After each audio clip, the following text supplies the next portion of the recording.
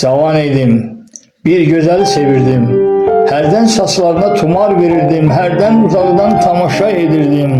Hərdən sevinərdi, şit-şit gülərdi, o gülüş də mənə ləzzət edərdi. Bir gün ayrıldıq biz bir-birimizdən. Başkasından heç vaxt eşitmədim mən vurğunu olduğum o gülüşləri. Ürəyim döyünürdü, o ağrıyırdı. Ayrı düşdüyüm o gülüşlər üçün. Mən dözə bilmirdim, onu axtardım. Hər yeri gəzsəm də mən tapanmadım. Kəsilmişdi ondan mənim ümidim. Ürəyim də ondan tamam küsmüşdüm.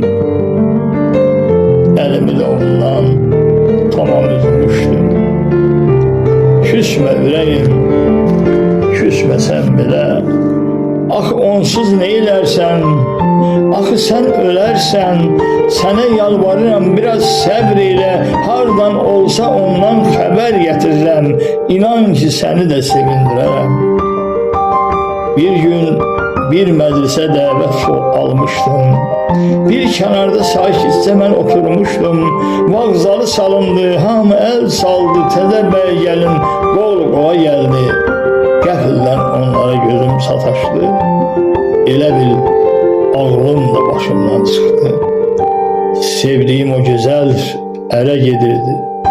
Mənə deyil başqasına gülürdü. Vurğunu olduğum o gülüş